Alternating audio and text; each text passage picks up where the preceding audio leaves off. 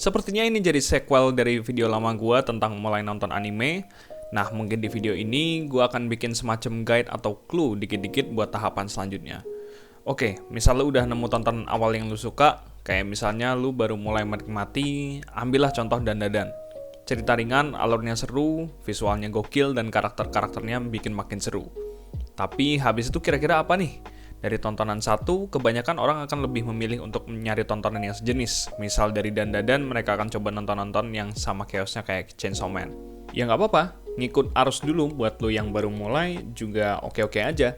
Gue juga dulu gitu, ngikut-ngikut aja nonton Naruto dan dari situ jadi nemu preferensi tontonan mana yang cocok.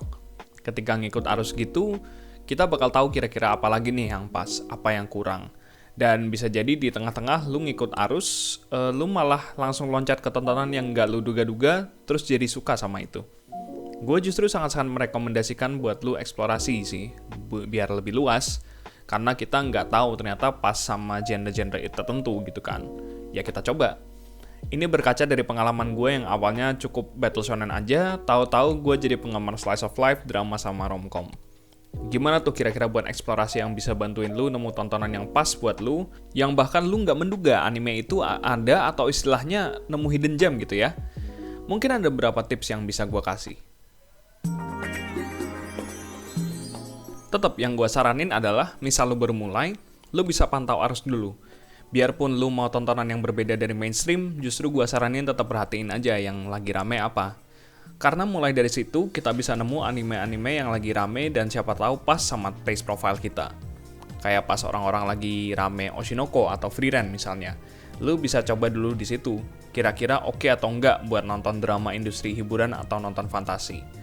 Banyak yang mungkin setelah nonton Battle Shonen itu mereka ya akhirnya tetap terjebak di genre anime dan demografi yang sama. Orang-orang yang dulu cuma nonton Naruto atau kalau sekarang Demon Slayer mungkin kebanyakan stuck di lingkaran genre sama demografi yang sama kayak Naruto atau Demon Slayer dan akhirnya nggak mau nyoba nyemplung ke yang lain. Ya akhirnya menganggap apa yang mereka tonton itu udah mahakarya, udah masterpiece. Atau setidaknya ketika mereka loncat ke yang lain, mereka mencoba terlalu edgy dan akhirnya ngerasa superior itu tadi. Mereka nggak pantau arus tentang apa yang baru atau apa yang disarankan sama yang udah pernah nonton.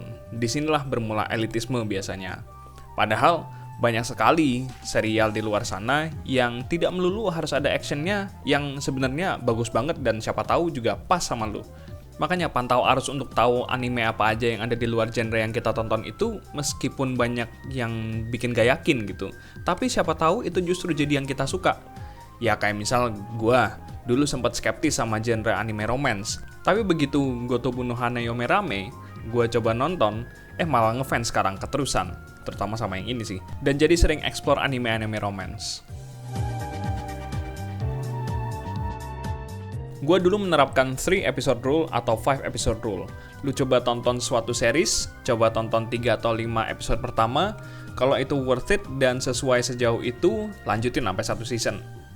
Ya walaupun kita gak bakal tahu sebagus apa itu anime kalau gak bisa kita kelarin 1 season, tapi setidaknya dari 3-5 episode itu kita udah dapat gambaran umum mengenai tentang apa animenya, gimana karakternya, gimana pelan-pelan mereka dikembangkan, dan lain-lain. Dari nonton beberapa episode ini dan bisa dapat gambaran animenya seperti apa, kita bisa seleksi lagi itu tontonan. Kalau dari 3-5 episode itu kalian ngerasa cocok, ya lanjut aja. Kalau misalkan belum, mungkin cobain aja sampai 1 season full atau 12 episode. Kalau emang udah turn off dari awal, ya mending drop aja, nggak usah dipaksa. Toh ya kalau di drop pun, lu nggak akan tiba-tiba berkurang kerennya apa gimana gitu. Wajar lah, selera orang beda-beda kan. Misal lu gak cocok nonton Cowboy Bebop, ya udah nggak usah dilanjutin, nggak apa-apa. Cari tontonan lain yang lu bisa cocok dan dari awal sampai akhir lu enjoy nontonnya. Bikin list anime ini sebenarnya biar kita bisa mapping apa aja yang udah kita tonton sebelum-sebelumnya dan yang akan kita planning nonton gitu. Bisa dibuat manual kalau kalian lebih prefer gitu, kayak pakai notes di HP misalnya.